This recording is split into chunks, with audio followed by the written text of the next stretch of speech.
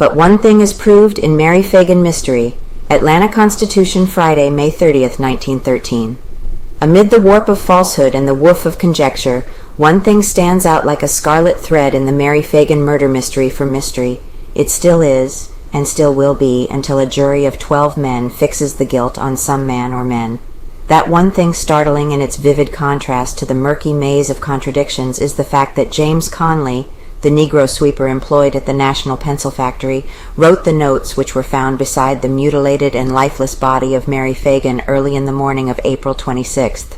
Why he wrote them, when he wrote them, whether he wrote at the dictation of someone else or whether he himself committed the crime, are matters yet to be determined. He has lied and lied out of a lie.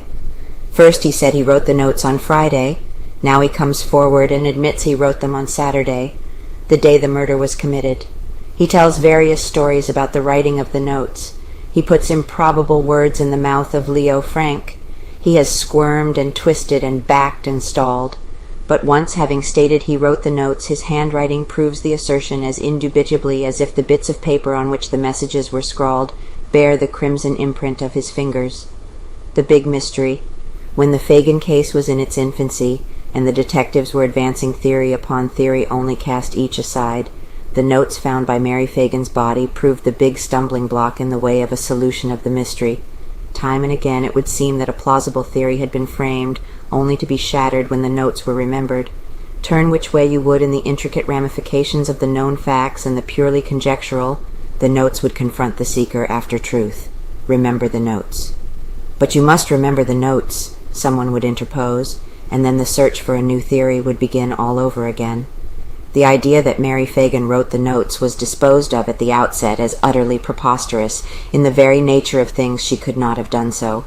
There was little doubt that she was dead when her body was hurled into the basement below. An examination of her handwriting later proved that it was totally dissimilar to the characters of the scribbled notes.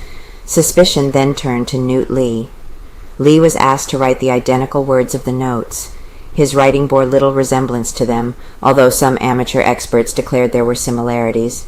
When James Conley was arrested, he stoutly maintained that he could not write at all. Later, the detectives discovered that he had bought a watch on the installment plan and that he had signed contracts. They secured these contracts and confronted him with them. He confessed that he had lied. His motive for lying was plain as the noonday sun. Guilty or innocent, he knew his handwriting would connect him with the crime. Handwriting does not change. Characters in writing may vary, but characteristics do not. After the discovery that Conley could write, the work of gaining a confession from him was a comparatively easy matter.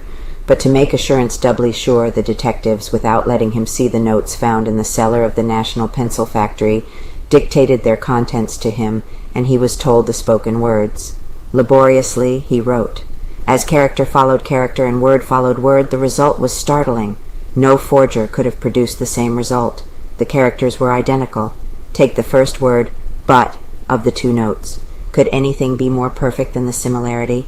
And the next word and the next?